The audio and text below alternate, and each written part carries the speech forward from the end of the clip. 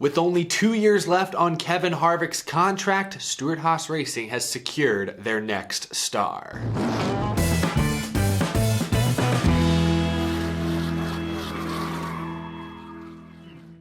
How's it going, y'all? My name is Eric. Welcome to Out of the Groove. Second video of the day. It's been that kind of off season. If you're not already, make sure you're subscribed to the channel. Racing returns in 1 month, so expect everything around the NASCAR industry to pick up. We'll be here to recap and react to all the latest racing news. Hit that subscribe button so you're cued into all things NASCAR. If you missed it earlier, I talked about Matt DiBenedetto's exciting announcement. He has a full-time ride for 2022. Link to that video is down in the description below. We covered a couple other smaller NASCAR news stories, but this video, I want to focus on Stewart-Haas Racing. Kevin Harvick is 46 years old. He will be the oldest full-time driver in the NASCAR Cup Series this season. He won 9 races less than 2 years ago. Kevin Harvick is without question one of the top 2 or 3 drivers in NASCAR today. 46 years old, more like 46 years of experience that nobody else in the field has. He's been tremendous. Even this past season when all of SHR struggled, he didn't win any races, but he carried that team throughout the season into the playoffs. Still finished top 5 in points. He's been tremendous, but he only has 2 years left on his current contract. Right now, Kevin Harvick is signed with SHR through the 2023 season. And since he is the oldest driver in the Cup Series, there's a very good chance these are the final 2 years of his Cup career. Earlier this offseason, Kevin Harvick was on Dale Earnhardt Jr.'s podcast, the Dale Jr. Download, and he talked about how he almost retired after this season. I thought you were going to be done. I was. Really? Yeah, 21 was originally it. About 2 years ago, he decided to sign that extension, and as he also mentioned in the podcast, he has talked to Mark Martin about when the right time to retire may be, and obviously we know Mark Martin kept racing in NASCAR until he was 54. In fact, he still won races at age 50, so if he's talking to Mark Martin, who knows, maybe Harvick could race longer. Mark Martin, I sat down with him a couple years ago, asked him, I'm like, why did you drive so long? Tell me why you drove. And one of the things that stuck out to me in that conversation, he's like, well, why wouldn't I? There was just something about walking out of that racetrack and seeing my number on top of that scoreboard, or at least seeing my number on that scoreboard. Yeah. He's like, once you walk out of that racetrack and you turn that helmet in and you don't get to see your number on the top of that on top of that scoreboard at the racetrack, he's like, that's the thing I miss the most. Any future contract that Kevin Harvick may sign would ensure he races past the age of 48. Just for reference, Tony Stewart quit racing full-time NASCAR at the age of 45, Jeff Gordon was 44, Dale Jr. was 43, Matt Kenseth came back last year at 48 and was mostly uncompetitive. So we'll see. It's possible that Kevin Harvick will race after 2023, but as of now, I would say it's unlikely. Which means Stewart-Haas Racing needs to find someone who can at least partially fill the gap that Kevin Harvick may leave behind. Well, this morning, they may have found their guy. Today, Stewart-Haas Racing announced that they have signed Ryan Preece as a reserve driver. He will help run the simulator system behind the scenes and will make a total of 12 starts this season across all 3 series. He'll run 2 Cup races with an SHR aligned team, 3 Xfinity races, and 7 truck races with David Gilliland Racing. 31-year-old Ryan Preece is now a Ford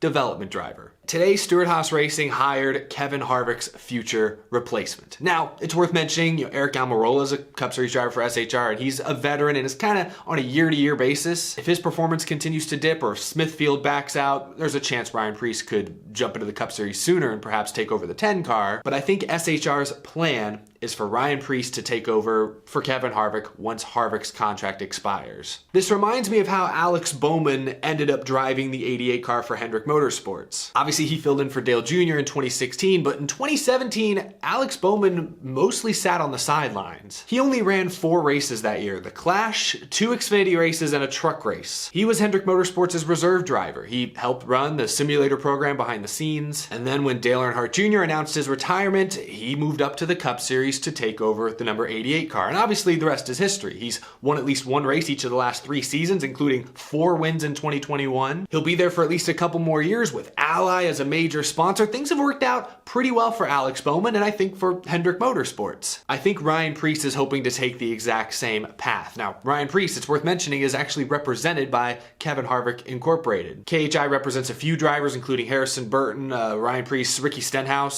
So there is a connection there. Remember, Dale Earnhardt Jr. Jr. endorsed Alex Bowman replacing him. Kevin Harvick might do the same for Ryan Preece if he does in fact retire after 2023. So the similarities between the two are remarkable. Obviously, we'll see how things progress over the next 2 seasons for Ryan Preece. He is going to make some starts this year. He's going to run a cup race, going to run some Xfinity and truck stuff, probably going to run a lot of modified races as well. Ryan Preece is one of the more low profile drivers, not super loud, not super recognizable. He's not really a fan favorite. He doesn't have legions of fans throwing their support behind him, but his resume, low-key, is fairly impressive. He became known racing modifieds in the Northeast. He's the 2013 NASCAR Modified Tour champion. He started racing full-time in Xfinity in 2016 for JD Motorsports, but obviously didn't have the equipment to be super successful. He took a chance on himself and accepted a 4-race deal for the 2017 season with Joe Gibbs Racing, and in those 4 starts, he impressed. Finished top 5 in every race, got a win at Iowa, did well enough to earn more starts for Joe Gibbs Racing in 2018. He ran 15 races that year, got another win. This time at Bristol, had 7 top 5 finishes. He impressed for the most part in the 2 part-time seasons for Joe Gibbs Racing. That was enough to earn him a full-time Cup Series ride with JTG Doherty, where he spent the last 3 full seasons and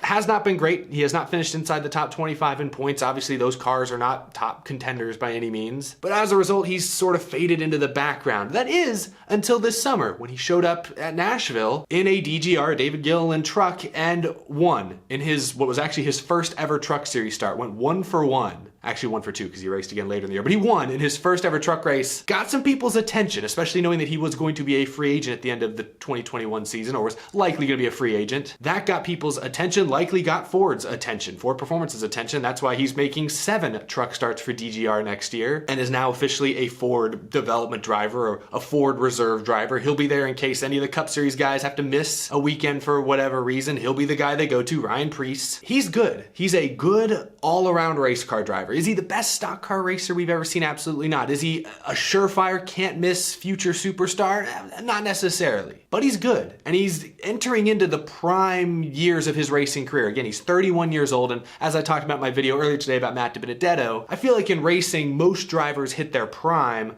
kind of in their early 30s. So Ryan Preece, maybe he'll have to burn a year or 2 here as a development driver, but he will be in his prime when he gets the call to go Cup Series racing, because I think it will happen one day. I think in the next 2 to 3 years, he will be a Cup Series driver for Stewart-Haas Racing. At least that seems to be the plan. Again, Kevin Harvick is still very, very good, but he is 46 years old. He'll be 48 at the end of the 2023 season. I will be surprised if he signs another contract with Stewart-Haas Racing, especially another full-time contract. So Stewart-Haas, covering their bases nicely, now has a very competent, a very solid, I would argue a very good driver in their development system, ready to take over when Kevin Harvick eventually leaves. Like, Ford now has Ryan Preece. They've got Riley Herbst in the Xfinity Series, who I know has funding and everything, but has not impressed. Then down in trucks, they've got Haley Deegan, the Gray brothers. Zane Smith will race for Front Row this year, so I think that's a pretty good pickup. The point is, Ford's development system needed a little boost, and I think Ryan Preece, kind of a veteran, I think you can say, is just what the doctor ordered. Stewart-Haas Racing got a first overall draft pick today. Doesn't bring a lot of funding, but he brings a lot of talent and I think brings a lot of potential. So I'm excited for Ryan Preece. Yeah, he'll be kind of in the background for a year or 2, but by 2024, if everything goes according to plan, he will be driving for one of the powerhouses in the NASCAR Cup Series, and I think will be a contender for wins and maybe one-day championships. Leave your thoughts down below. What are your expectations for Ryan Preece this year in his few part-time starts? What are your expectations for him a couple of years from now down the line? Where will Ryan Preece be by the time his NASCAR Cup Series career comes to an end? Leave your thoughts down in the comment section below. As for me, that's gonna do it. Thank you so much for watching this video. I truly appreciate the support. Be sure to hit that subscribe button again if you're new to the channel. And as always, a huge thank you to my amazing Patreon supporters. Couldn't do this show without your tremendous support each and every month. It really means the world to me. I know I basically say that every video, but I honestly mean it. Really do appreciate the support. And thanks to everyone who watches the videos and leaves a like, leaves a comment. It really does make a huge difference. I really appreciate it. That's gonna do it. I'll see y'all again very, very soon. Have a fantastic rest of your evening.